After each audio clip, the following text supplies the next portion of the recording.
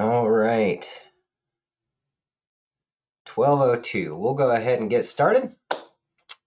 Thank you, everyone, for joining us today for the Building on Your Success webinar being presented on behalf of our program sponsors. Slide, please. We do want to thank our program sponsors, FirstEnergy, PPL Electric Utilities, and PECO for their support of this webinar, and of course for offering residential new construction programs. As an Ohioan, a state that does not have residential new construction programs, such programs are not to be taken for granted. So thank you very much to our utility stakeholders. I also want to thank my program team. You can see their names there. Jane Anderson, who is the FirstEnergy Program Manager. Jen Blankhorn, who has recently been promoted to Quality Assurance Specialist. Many of you know her through her time in performing field quality assurance. Steph Byler, who is Program Coordinator covering all three programs. Jeff Waller, who is our newly installed Program Manager for the PPL Electric Utilities New Homes Program. He's filling this position that I used to occupy. Thank you, Jeff. And then John Wozniak, who is the PECO Program Manager. And myself, I am Zach Reitzel. I am the director of the New Homes team here at PSD, and I have the treasured responsibility of overseeing all of these programs and these great people. So I'm proud of the work that these folks do every day to make sure that these programs are innovative and feature streamlined submittal processes so that our participants don't work harder than they have to. And of course, I want to thank all of the home builders, HERS raters, architects, designers, and tradespeople who joined us today and who build these homes to a higher standard than what's required by code. Without your hard work, none of our efforts would matter. You're doing an excellent job for your home buyers, and this webinar is not intended to tell you what you're doing wrong. It's to help you earn even greater incentives through what we hope are reasonable and cost-effective recommendations. So thanks to all for being here today. Without further ado, I'll hand it off to my colleague, Jane. Jane? So we're just going to take a look at the agenda here. We're going to start with a quick program overview. That's a refresher for most of you. Jen is going to go into some details about reference homes and then talk about some modeling errors we've been seeing and what we think of as missed opportunities. Then John is going to talk about some ways to maximize incentives and show some home comparisons. We'll briefly go over the 45L tax credits, and then there will be some time for questions at the end.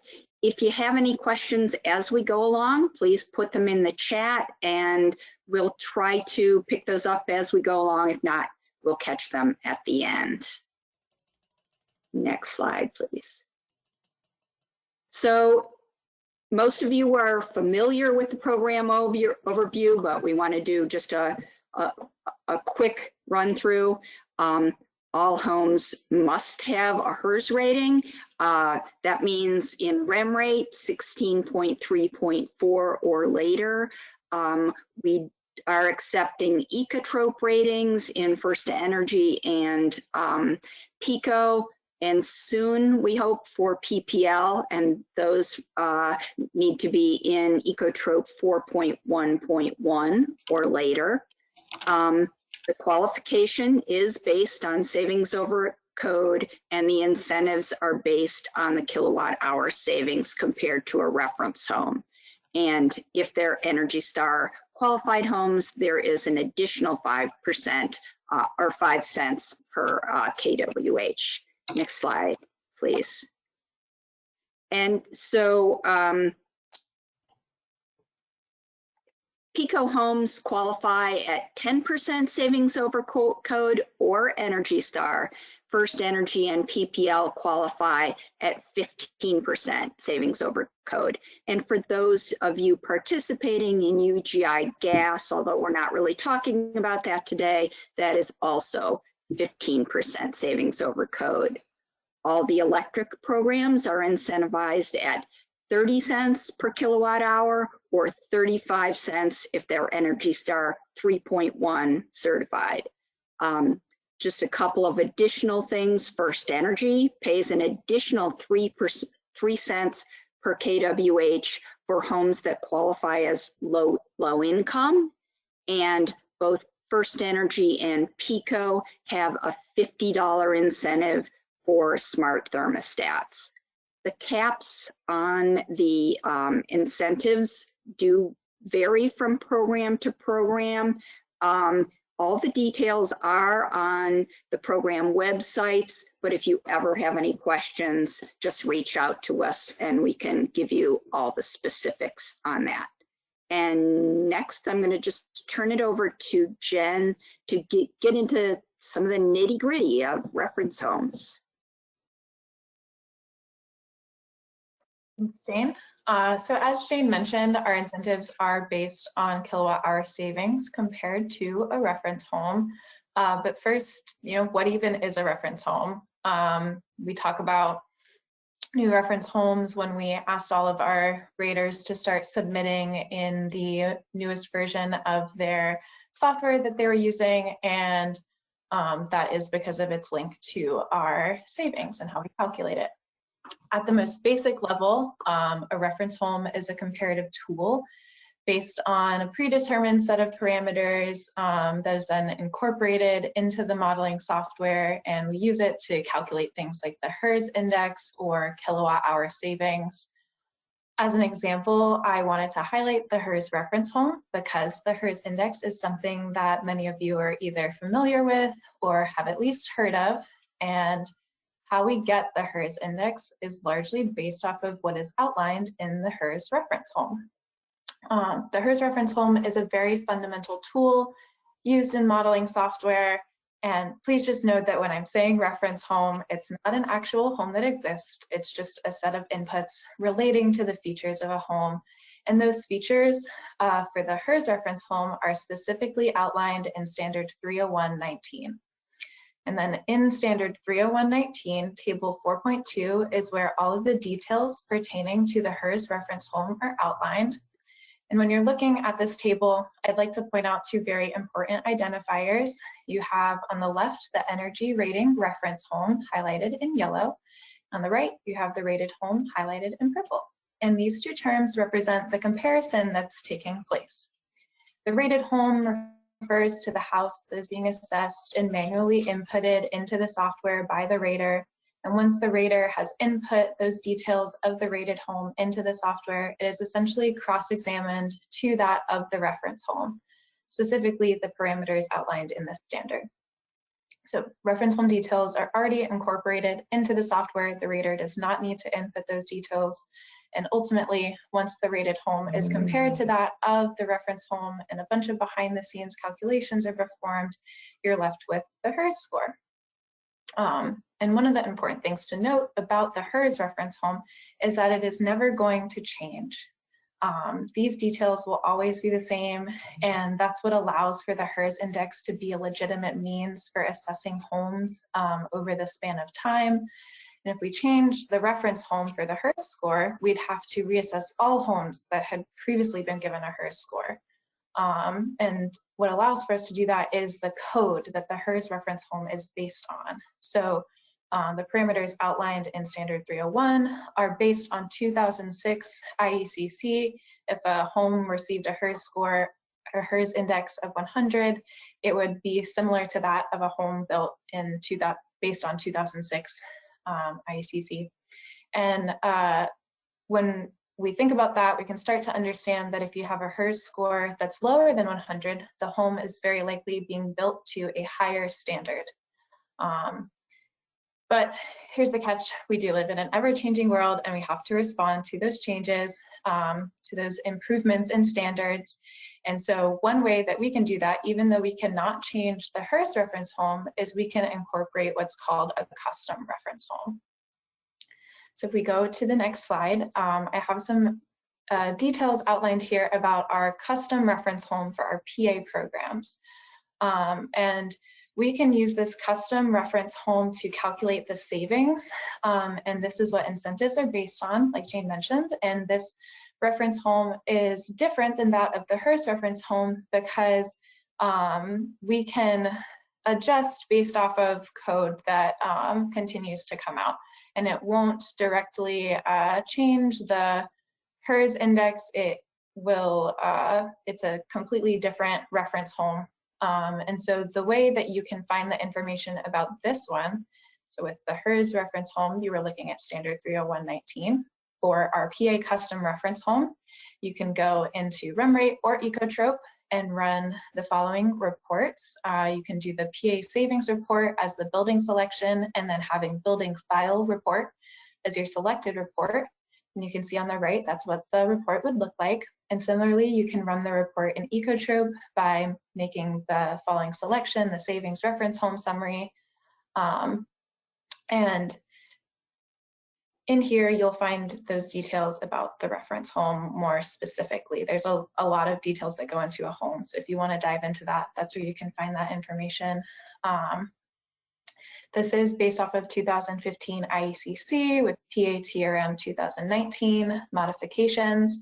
And listed below are the specific updates that we made. So for air source heat pumps and ground source heat pumps, the heating season performance factor is set to 8.8 and the SEER is set to 15. For central air conditioning, it is set to 13.9, and then the infiltration rate is set to 3 ACH 50, and then the U value and solar heat gain coefficient for climate zones 4 and 5 were updated. And just as a final note on that, I just want to emphasize that these changes were made in response to code, and eventually this reference home will change again because of codes changing. On the next slide, I illustrate some of the aspects of the reference home, and there's a lot of details here, but just know that if you are wanting to maximize incentives, you can get with your rater and they can show you more of these details from those reports. And once you know the standard or the baseline, you can start to build off of that and see how, if you were to change or tweak certain things, that you can really increase those savings. And on the next slide, I pulled a random home that was submitted to one of our programs, and you can see the comparison between the reference home and this home. So if we take a look at the above grade walls, you'll notice that they have R19 installed, but the savings reference home has a baseline of R16.7. And so in this case, the R19 is going to likely increase your savings or have a positive impact on your savings. If you have less square footage of windows in reference to the conditioned floor area than that's listed on the reference home, you're going to save on your incentives also, or you'll have more incentives. And if the efficiencies of your heating or your cooling equipment are better than the reference home, again, you'll probably have an increase in your savings and your incentives.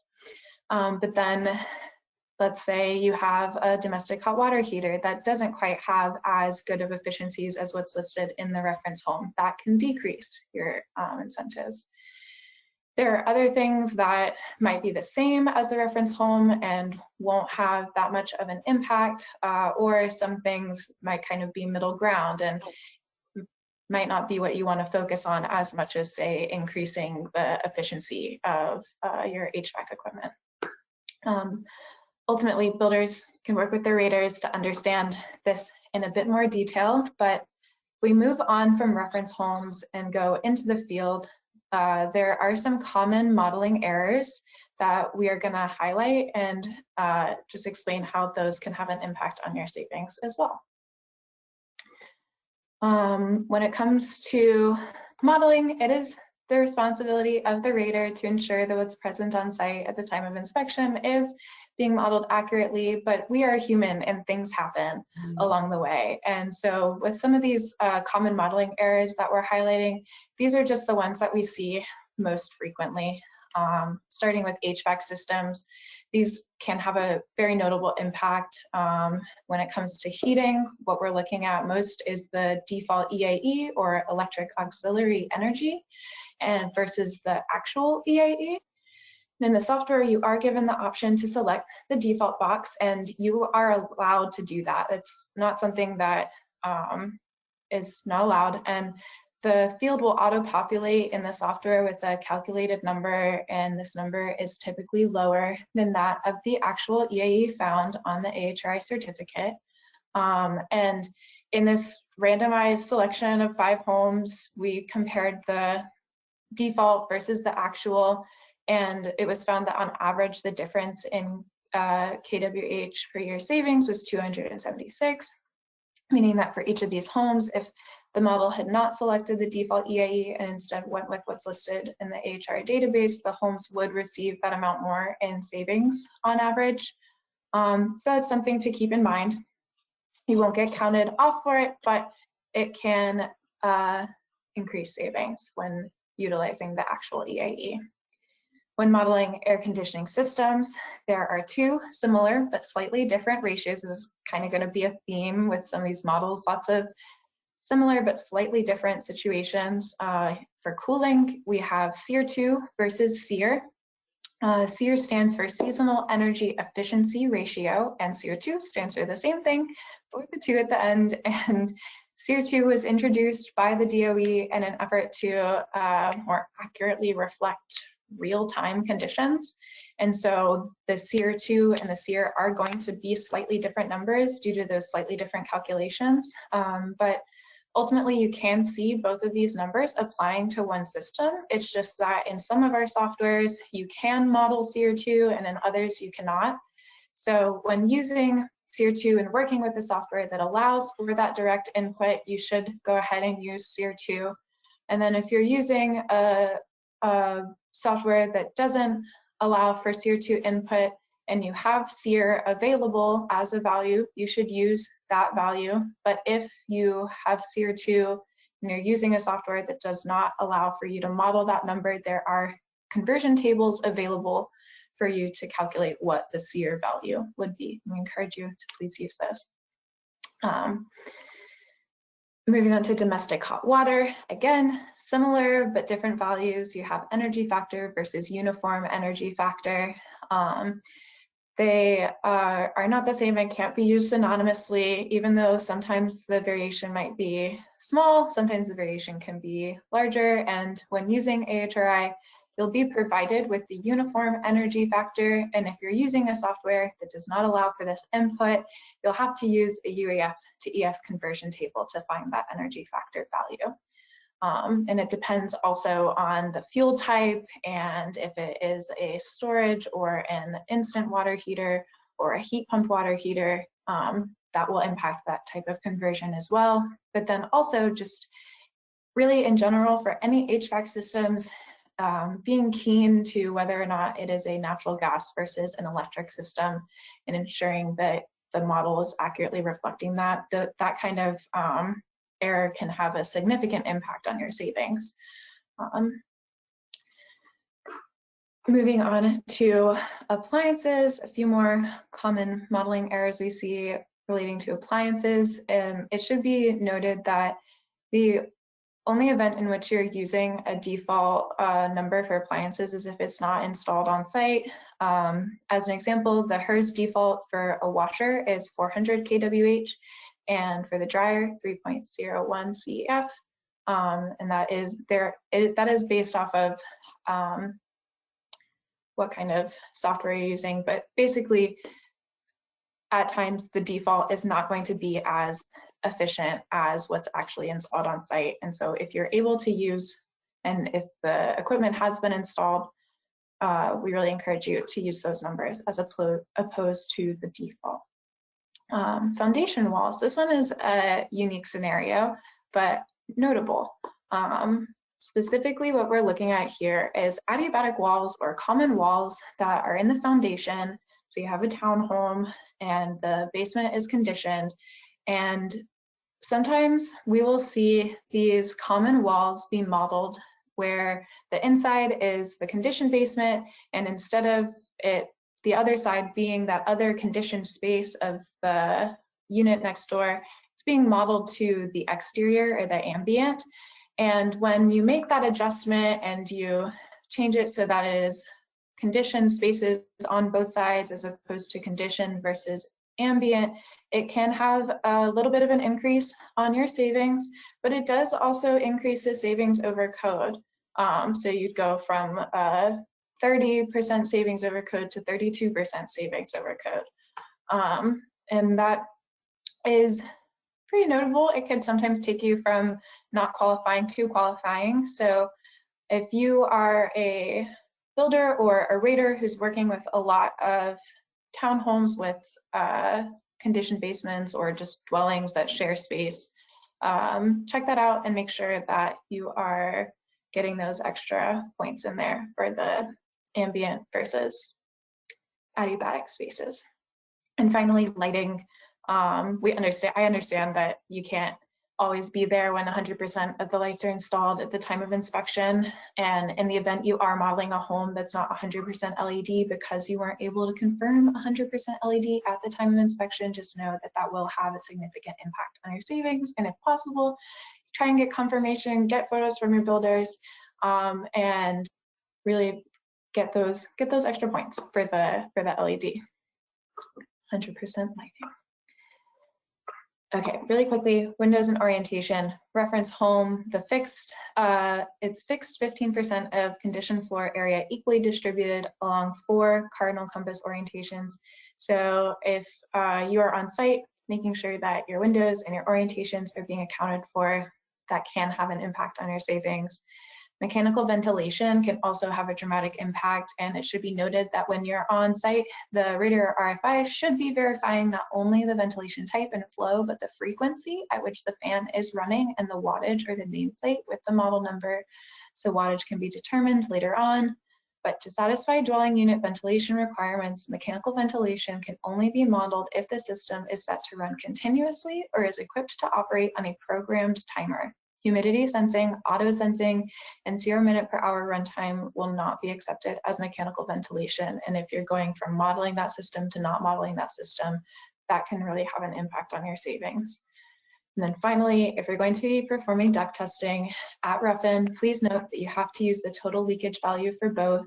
Having a leakage to the outside of 10 versus a leakage to the outside of 100 is going to have notable impact on your savings.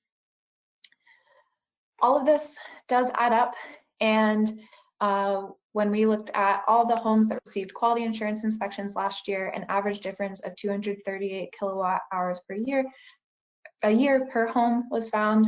And I know that that might seem kind of small, but if you're working with large developments that have a number of units in them, that can really add up. So try to keep in mind these common modeling errors and the impact that it can have. My last slide is just touching on missed opportunities. Firstly, a note on ductwork in conditioned space as opposed to unconditioned space. If you have leaky ducts in unconditioned spaces like attics, that unfortunately is money going directly out of the home and energy being lost, and we don't want that. So we really encourage ductwork in conditioned spaces.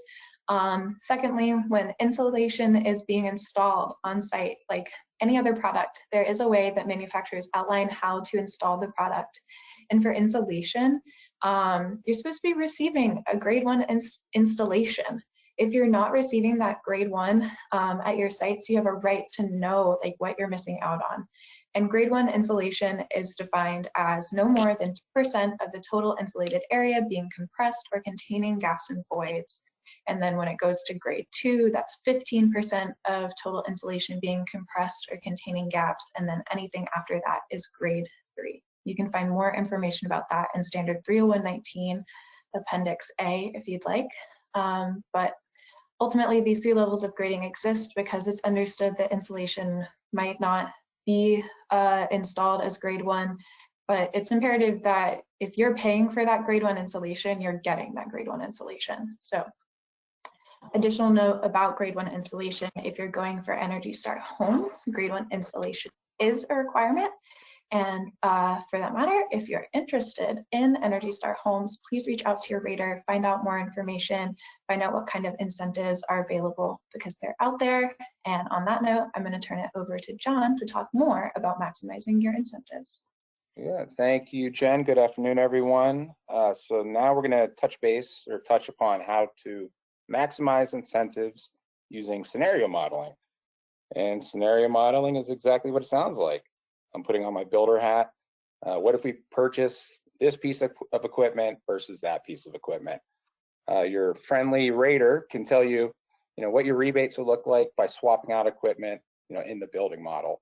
So I came up with 2 quick examples of what scenario modeling looks like. I know many of you are already doing this, which is great. But those of you that are not, I would highly encourage this exercise. So in this first scenario here, we have a 4,000 square foot townhome with a standard 50-gallon conventional electric hot water heater with an energy factor of 0.955. So the rebate as modeled here is $800. So I went in and I swapped out a 3.99 EF heat pump water heater, kind of on the higher end. And the rebate jumped to $1,473. So that's significant. And then I know you're saying, but John, the price is different. It costs more. So I will circle back to that in a couple slides. So if we can jump to the next one. So here it's the same home, but we have an instant gas on demand hot water heater. And the rebate, since it's an electric savings program, is going to be lower. So it's $590. So you put in that heat pump water heater, the rebate is still $1,473. So let's go to the next slide. All right. So the rebate for both of these scenarios is $1,473. And we need to factor in the cost of the equipment. So in the first scenario, we had the 50-gallon electric hot water heater. We moved it to a heat pump. The rebate was $673, which almost covered the change of equipment cost of $950. In the second home, the rebate increased by $883, which more than covered the equipment cost difference of $200. So you can just go in, and what's not factored here is the benefit to the homeowner. Installing heat pump water heaters will, deliver long-term savings to the customer. You can market that to the homeowner. And I know there historically has been fear around, the install and operability of the heat pump water heaters, but they've been out there now for a while. We're seeing them more and more across the country. Like, don't be afraid of these things, especially when we're talking incentives and rebates and, maximizing money here. Next slide, please. So here are the, a few of the high level advantages of going all electric through scenario modeling.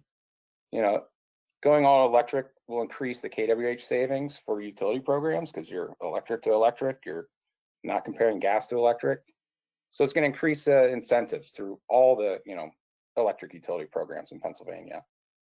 And, something that isn't often spoken about is what's the cost to run a gas line to each home? The internal plus the internal runs and the hookups. Is it $2,000? I don't know, but that is something that you can factor into the decision-making process of going all electric and maximizing rebates. Use the scenario modeling, in the planning stage to maximize the incentive for the builder. And, and then the big value add here is the lifetime savings of the homeowner. This could potentially give you a competitive advantage over the competition. And you can also get like projections of operating costs of the equipment. These are things that the rater can provide to you upon request. So like in summary, I highly encourage you to be using scenario modeling with your rater to maximize savings. So that is that. And then who is next? I apologize. 45L, Steph Byler, you're up. Well, just like me, I'm actually going to jump in and ditch. Oh, there we go. Hi again, everybody. Zach Reitzel here. I'm not going to read this entire table, but we do want you to take a good look at these numbers and recognize that the tax credits for each certification level have increased dramatically, and a couple of new levels have been introduced. We're also very pleased to see that the credits have been extended for a full 10 years, eliminating the ambiguity that we've seen in previous years. I'm sure that most people are familiar with the wait and see, build Energy Star. They're going to improve the tax credit. Just trust us. Don't have to worry about that anymore. Not for the next 10 years. So that is very reassuring to all of us in the industry. And one note, as always, we do recommend consulting with a tax professional before you count on these incentives, or excuse me, tax credits. You do have to have a basis in the property. That will apply for almost every home builder that participates in the program. I have difficulty finding, an example to give other than possibly a build on your lot home builder, a builder that builds on a lot owned by the home buyer. In that case, the home buyer may be the one that's eligible for the tax credits, but through purchasing agreements, that those tax credits can be distributed however you wish. So go get that money. This money is out there, and we want you all to get your big chunks of it. And earning these higher incentives and the tax credits not only give you a better return on your return, pun intended, they also will help you earn higher incentives through the Pennsylvania Electric Utilities programs. I do also want to call out that EPA sent out a bulletin on the Next Gen program launch this past Monday. That bulletin did include mention of a couple of webinars that have been scheduled, and which will provide a nice deep dive on the Next Gen program. So if anyone didn't receive that bulletin and would like a copy, please let us know. We'd be happy to forward that over to you. And slide, please. All right, so we're going to talk about the Department of Energy Zero Energy Ready Home program. We love those acronyms, don't we? DOE-ZERH. So the Zero Energy Ready Home program has been around for a little while. It hasn't gained a lot of steam to date compared to Energy Star, which has been very successful in the, I believe, 28 years that it's been around now, with well over 2 million homes certified to date. Zero Energy Ready hasn't quite caught on, but we do believe that that is changing. The Inflation Reduction Act tax credits are certainly helping, and many industry professionals, including myself, believe that Zero Energy Ready is what's next, of course, along with Energy Star Next Gen. Zero Energy Ready homes meet all Energy Star requirements, along with a few extra measures related to durability, such as water management, indoor air quality, which help result in a longer lasting, better performing, and more comfortable home for your home buyers. There are additional marketing materials available through the Zero Energy Ready Home program. And we recommend that all Zero Energy Ready partners do take advantage of. Make sure that you register as a Zero Energy Ready partner if you're even interested in building these homes. Do always like to call out that renewables such as solar panels are not required to earn the Zero Energy Ready Home certification. The home only has to be built to be ready for renewables, including measures such as the orientation of the roof to ensure that the roof area has enough space to generate an adequate amount of electricity, and a conduit which runs from the attic to an area near the electrical panel with a mounting area for battery storage to be added when the owner is ready. If you check all these boxes and your HERS rater earns you that certification, you earn a $5,000 tax credit. Proof in the pudding that these homes are something that are real and doable is the PPL Electric Utilities High Performance Homes pilot, which I may be a little bit biased because I've been overseeing it myself, but we do believe it's a great pilot program that PSD is thrilled to help implement in partnership with ClearResult. The intention is to demonstrate that these homes of the future are actually available today, and to study the incremental costs necessary to go from Energy Star certification to Zero Energy Ready Home certification. We currently have 4 home builders constructing 5 homes that are participating in the pilot, and each of these homes has, they're neat little features. They're different configurations, different mechanical equipment. And we've been holding public-facing webinars. Of course, trades and builders are, of course, welcome to attend. But we're really trying to generate buzz about these homes and this certification throughout Pennsylvania. And we're talking about each home that has participated in the pilot. And so the next one of those is going to be on December 12th, shameless plug. If you're interested in learning more, attending that webinar, you should have received an invitation, but if you haven't, again, just let us know. We'll make sure you get that invitation. Love to see you there. Slide, please. All right, so Energy Star Next Gen. We are very excited about this one as well. This is a tremendous opportunity for home builders who want to build a better home and avoid the first cost of installing gas lines and meters. Eliminating that first cost when coupled with the tax credit that's available for these uh, creates a very appealing and cost-effective proposition, and you will absolutely receive a very significant boost to your program incentives for these all-electric homes. Excuse me. I just want to add one note on the heat pump water heaters to build on John's point. I know that a lot of folks think of heat pump water heaters as a measure that's really appropriate in the South, Southwest. You know, you throw them in a garage and, you know, the desert, it takes care of itself. But a lot of folks are hesitant to use them in the northern climate zones. To build on John's point, these are not, you know, the heat pump water heaters that were around 20 years ago. They are awesome. I can share that in our Wisconsin New Homes program, heat pump water heaters are actually used in the majority of our participating homes. And believe it or not, which I hope you will, the home builders who utilize the heat pump water heaters have actually reported a decrease in the number of callbacks from the homeowners. So great for your incentives. Mature technology that's ready to be implemented in all of your homes today, and will increase your incentive significantly. So if you're interested in these, do some of that cost benefit analysis that John mentioned, work with your HERS raters and see if that technology is right for you. And without further ado, I will hand it off to Jane again. Jane?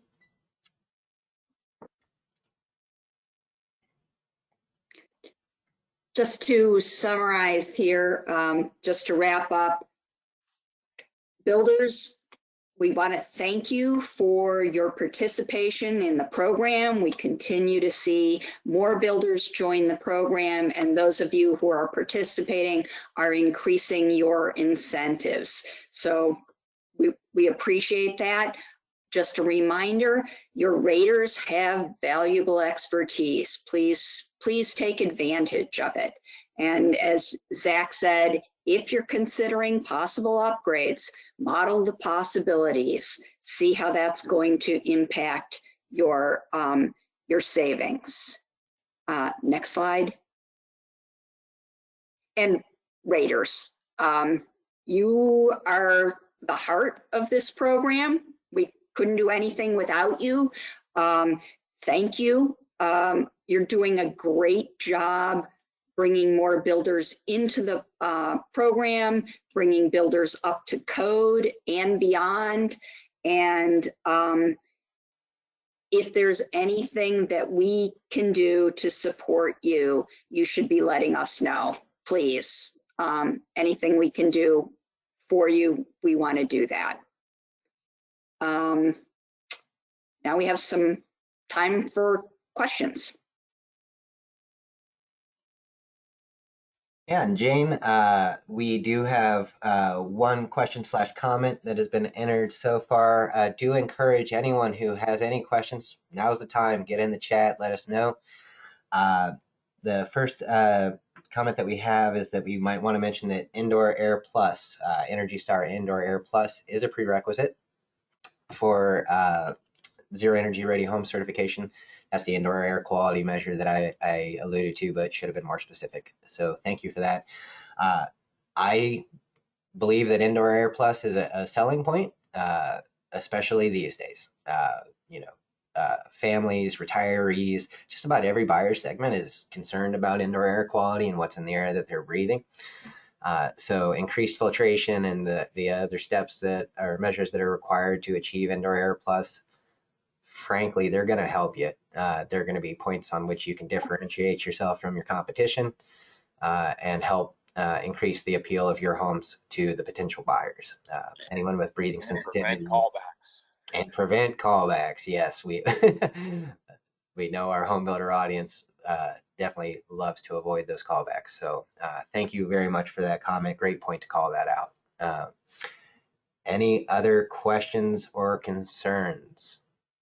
I am happy to talk for 19 minutes. We can also give you some time back. Jane's smiling because she knows I'll do it. But Questions, concerns? Happy to give some time back. No, this is a lunch hour, so appreciate everybody making the time. Going once. Going twice. All right, well, let's pull up that contact slide if we could, please.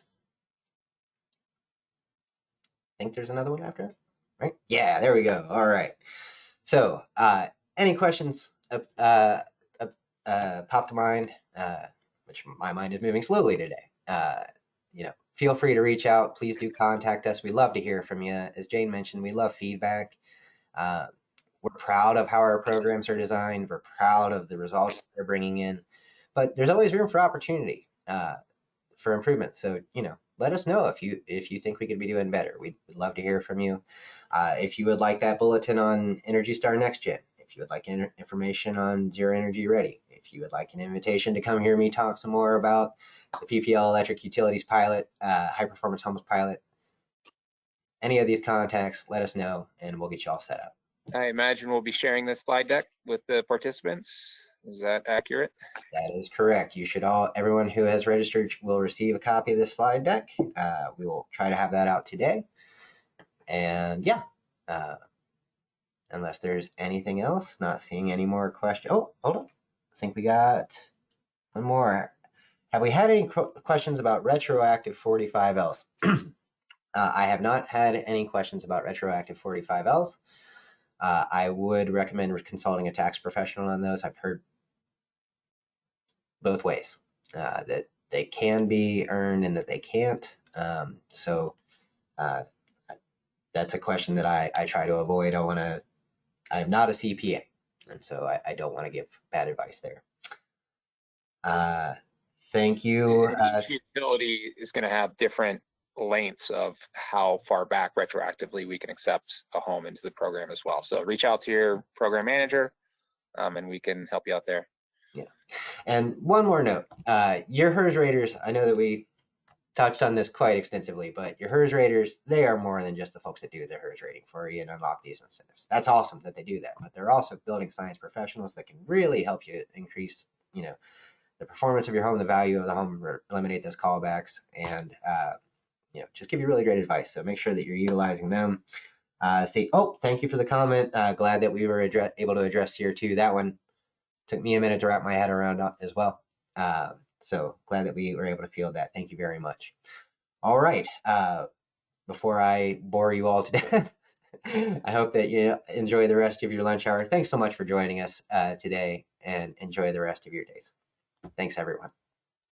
Thanks, everyone. All right. Thanks, guys.